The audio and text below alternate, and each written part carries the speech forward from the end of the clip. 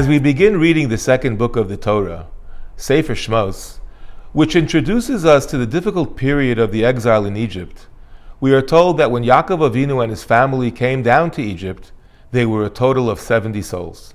Rashi is troubled by the exact calculation of these 70 people, and comes to the conclusion that the 70th person was none other than the famous Yocheved, who was born to her father Levi, Bein HaChaymes, just as they entered between the walls of Egypt. But why?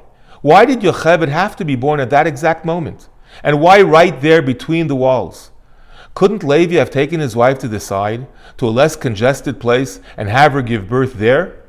I believe there's a tremendous significance to this whole episode, and it offers us insight to the great mystery of how the Jewish nation was able to survive the bitter Gullus intact.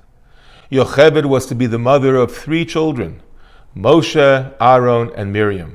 She would nurture them to become the pillars of the future Jewish nation. In this position of raising leaders, Yocheved would need 2 things. She would need to be a bridge to the authenticity of the past, and at the same time, she would need to have a deep awareness of the future and a vision to adapt and get through it. This is why she was born precisely between the walls. This was the location that best reflected her dual qualities, her mission. It was connected to the truths of the past and the outside, and at the same time, it was a place that acknowledged the reality of Egypt. Now, Yocheved would be energized with the power to fulfill her unique mission. One of the first shluchim of the Lubavitcher Rebbe to the United Kingdom once told me that when he originally arrived in his city, he didn't get the reception he was hoping for. The only thing the community found for him to do was to play soccer with the school kids on Sunday afternoons. Dejectedly, he wrote to the Rebbe asking, "Is this why I came here?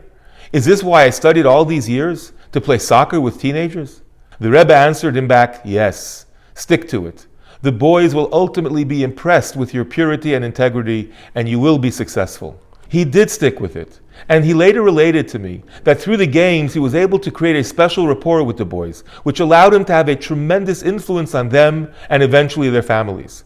Today, he proudly looks back at hundreds of neshamas, generations that were positively impacted by a simple soccer session. It's this secret combination, Bein HaChaymes, forging ahead while holding fast to the authenticity of the past, that guarantees our success as a people no matter what comes our way. Wishing you a Shabbat Shalom u'Mevarach.